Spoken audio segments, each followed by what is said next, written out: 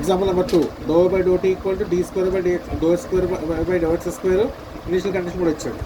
Same దాని example both sides Laplace transformation apply చేయండి. Apply చేస్తే లాప్లాస్ ట్రాన్స్ఫార్మేషన్ ∂y/∂t అంటే p of y bar minus y of x, 0 అవుతుంది. Laplace transformation ∂2y/∂x² అంటే చెప్పాను d² అంటే dx² రాయాలి. ఇప్పుడు y of x, 0 వాల్యూ ఇచ్చాడు మనకి, cos 3x ఇచ్చాడు, సబ్స్టిట్యూషన్ చేస్తాం.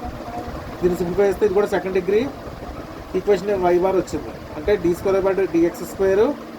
minus py bar minus cos 3x వచ్చింది. దీనికి జనరల్ సొల్యూషన్ అంటే ఎలా రాయాలి? y bar = y bar of c plus y bar of p అని రాస్తాం. First y bar of c calculate చేయండి, కాంప్లిమెంటరీ ఫంక్షన్. కాంప్లిమెంట్ దానికి ఆర్డర్ ఈక్వేషన్ కట్టాలి.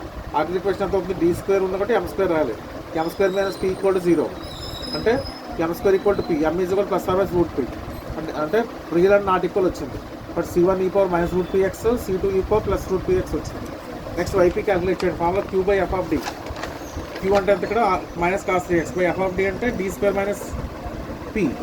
ట్రిగ్నోమెట్రీ ఫంక్షన్ స్క్వేర్ ఫంక్షన్ ఒక సబ్స్టిట్యూషన్ చేయాలి. d² ప్లేస్లో -3² రాయాలి. -3² - p వచ్చింది. న్యూమరేటర్ మైనస్ క్యాన్ చేస్తే cos 3x బై p + 9 వచ్చింది. y bar of p. ఇప్పుడు y బార్ కావాలంటే y bar of c plus y bar of p. y bar of c ను y bar of p calculate చేస్తాం. First initial condition ఇచ్చాడు. ఈ x ప్లేస్లో π/2 పెడితే y value 0 అవుతుందన్నాడు. కాబట్టి ఇందులో x ప్లేస్లో π/2 పెట్టండి, y ప్లేస్లో 0 పెట్టండి. x ప్లేస్లో π/2 పెడితే cos 3/2 వస్తుంది. cos π/2 ఉన్న cos 3/2 వాల్యూ 0. కాబట్టి y ప్లేస్లో 0 పెట్టి x ప్లేస్లో π/2 పెడితే వాల్యూ ఎంత వచ్చింది మనకి?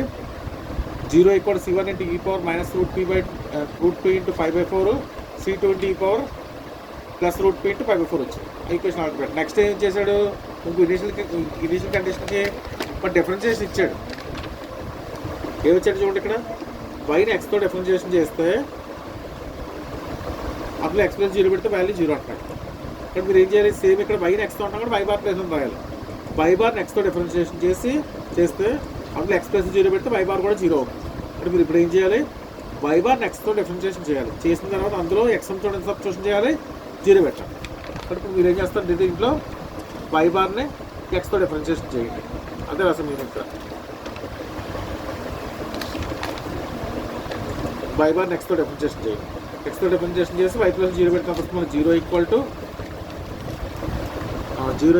ఎంత వస్తుంది? dy/dx = c1 × పవర్ మరి e power -√px కదా. కాబట్టి e power ax differentiation e power ax × a కాబట్టి -√p × e power -√px plus c2 × √p × e power +√px. ఇక్కడ కాస్ ఉంది, కాస్ డిఫరెన్షియేషన్ మైనస్ సైన్ కదా అవుతుంది, -3 sin 3x రాసి. Cos differentiation sine కదా, minus sine 3 × sin 3x by p + 9 వచ్చింది. ఇప్పుడు ఏం చేయాలి? మనం x + 0 పెట్టాలి. dy/dx + 0 పెట్టాలి. x + 0 పెడితే సైన్ వాల్యూ మళ్ళీ 0 అయిపోతుంది. e power 0 1 అవుతాయి. ఈ ఈక్వేషన్లో వచ్చింది మనకి 0 = c1 √-p plus c2 √-p వచ్చింది. ఇక్కడ రెండు హోమోజీనియస్ ఈక్వేషన్స్.